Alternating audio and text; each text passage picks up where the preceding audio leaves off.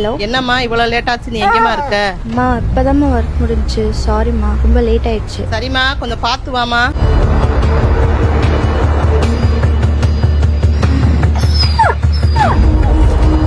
சரிம்மா, நல்ல ஆப்பிள் அதமா பார்த்து எடுத்துக்கிட்டு இருக்கேன். வேற எதுவும் வாங்கவாமா?